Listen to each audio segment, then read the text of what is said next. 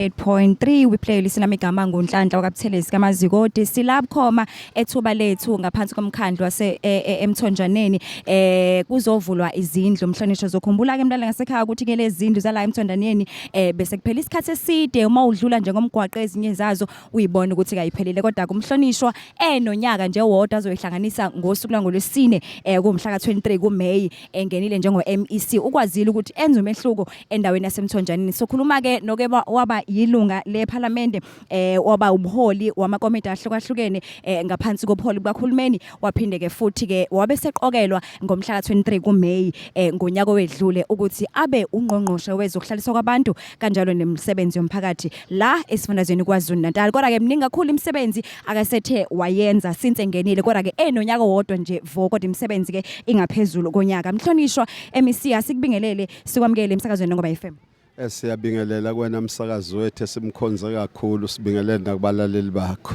Sisibeke sithombele imhlonishwa sila eMthonjaneni kwa2 ethuba lethu okuyindawo edume kakhulu ngeyasalele odabeni lwezindlu sila ethuba lethu namhlanje sizokwenzani mhlawumbe ukubeka esithombeni omlaleli ngasekhaya. La ethuba lethu njoba sikhona nje silandela ukuvazitha kwethu ngoJune ngonyaka odlule. La esasizohlola khona inkinga yale project esimiminyaka ngeminyaka esafika ke sahlangana nomasipala kanye nowe district ukuthi sizothola kahle ukuthi yini inkinga kuneyivumelwano ke sazenza esokuqala isivumelwano kwaba ukuthi izindlu engapha kwa left komgwaqo mophikelela olundi lezo zindlu leza zakhiwa ngokusheshsha iqedelwe kwase kuyatholakala ukuthi kunenkinga yama retaining wall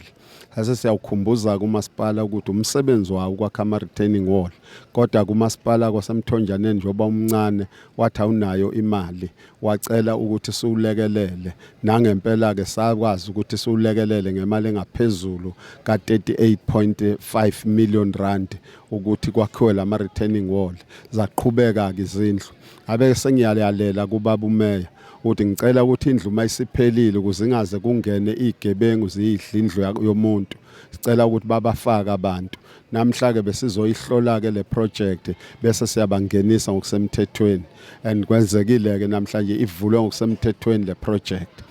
bese kuzoba nenkinga engale komgwaqo yona inkinga enkulu kunezindlu ezo270 kulezindlu ezo512 ezakhiwa la and zisibiza imali eshisiwe ke lezindlu lezi more than 110 million rand but kulo 110 million rand joba ingakaphethe sayithatha isikhathi esidanga kuyacaca ukuthi siyogcina sikhokhe ngaphezulu kwaleyo nkinga into ke beyinkinga ngale komgwaqo bekunenkinga ukuthi umasipala waseMthonjaneni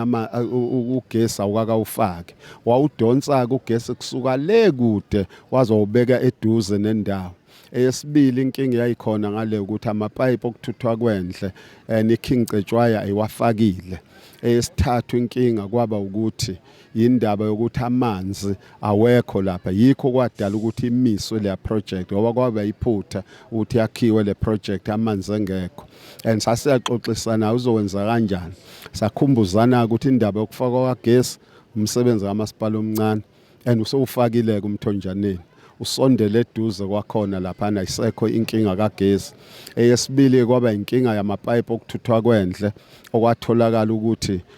idistrict ayiwafakile iyenza ama plans yonke into ithe ingawafaka noma yini kuadvertisewe ngisho abantu abazowenza bese kuba inkilanke yake yendaba yo thange lamanzi ngoba busy ngokuthatha uline abawususa eShowe ePhobane Dam ukuthi uyofika la uzothatha iminyaka cishe 10 akwabona ukuthi ngeke isize lento sathi masixoxisana ke salulekana ukuthi sicela ukuthi leyo nkinga leyo basho ukuthi balakha kanjani batha imali abanayo savumelana ukuthi abasibhalela incwadi ukuze sisebenzise imali sakhileke lelokho ka siyikhiphile imali u60 million ukuthi yakhe le steel tank ezogcina amanzi